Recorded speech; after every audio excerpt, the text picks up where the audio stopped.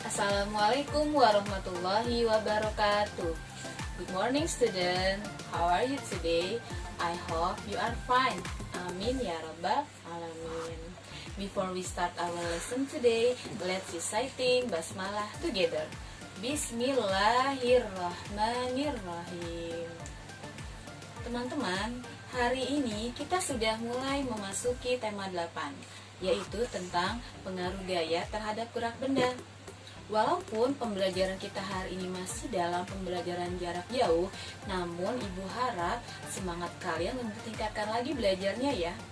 Untuk itu, simak pembelajaran berikut. Tujuan pembelajaran 1. Siswa dapat menjelaskan pengaruh gaya otot terhadap gerak benda. 2. Siswa dapat menjelaskan pengaruh gaya pegas terhadap gerak benda. Pengaruh gaya terhadap gerak benda. Perhatikan gambar berikut. Salah satu kegiatan petani di sawah yaitu membajak sawah. Alat bajak sawah yang digunakan dapat bergerak karena diberikan gaya.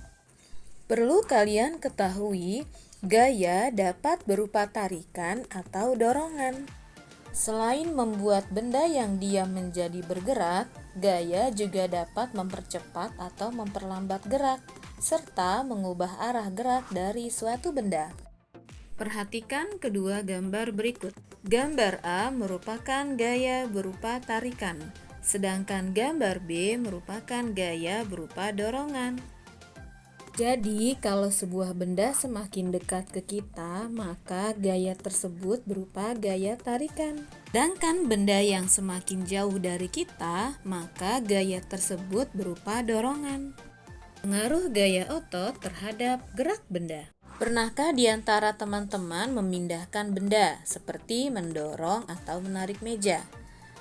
Aktivitas tersebut memanfaatkan gaya otot pada tubuh kita. Teman-teman perlu ketahui ya, bahwa gaya otot itu dapat membuat benda yang semula diam menjadi bergerak. Kemudian, benda bergerak menjadi diam, mengubah arah gerak benda, atau mengubah bentuk benda. Berikut ini adalah contoh gaya otot yang dapat membuat benda yang semula diam menjadi bergerak, yaitu seseorang yang sedang memindahkan posisi meja dan bola diam lalu ditendang dan menjadi bergerak. Berikutnya adalah contoh benda bergerak menjadi diam. 1. Bola kasti yang ditangkap, dan kedua, sepeda motor yang direm kemudian berhenti. Selanjutnya adalah contoh benda diam menjadi bergerak. Pertama, bola yang semula diam lalu ditendang dan kemudian menjadi bergerak. Contoh kedua, ada seorang anak yang sedang mengayuh sepeda. Dua contoh tadi merupakan contoh benda diam menjadi bergerak. Berikutnya adalah contoh benda yang dapat berubah bentuk. Contoh pertama yaitu ketika kalian meraut pensil. Teman-teman bisa lihat ya perubahan bentuk bendanya. Contoh kedua yaitu seorang pengrajin yang menggunakan gumpalan tanah liat yang kemudian dibentuk di atas meja putar. Dari gumpalan tanah liat tersebut, ia mampu membentuk gerabah seperti vas, pot, piring, dan banyak contoh lainnya. Oke teman-teman, itu tadi adalah penjelasan tentang pengaruh gaya otot terhadap gerak benda. Nah, materi berikutnya adalah pengaruh gaya pegas terhadap gerak benda. Tetap di tempat dan simak materi berikutnya ya.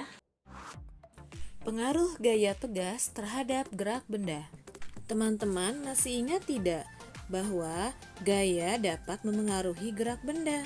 Contoh gaya yang dapat memengaruhi gerak benda adalah gaya otot pada kerbau yang menarik alat pembajak sawah saat diam, atau gaya gesek pada rem yang menyebabkan sepeda berhenti. Oh iya teman-teman, selain gaya otot dan gaya gesek, gaya pegas juga dapat memengaruhi gerak benda loh.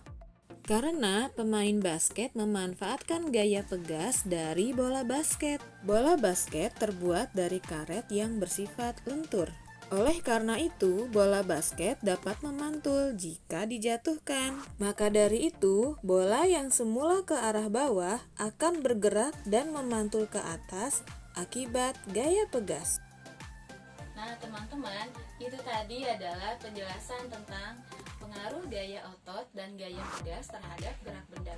Semoga apa yang Ibu sampaikan hari ini bermanfaat buat teman-teman semua ya. Oke, that's all for today. Let's close our lesson today. Let's reciting hamdalah together. Alhamdulillahirabbil alamin. Stay healthy, stay learning, and stay at home. See you next time. Wassalamualaikum warahmatullahi wabarakatuh.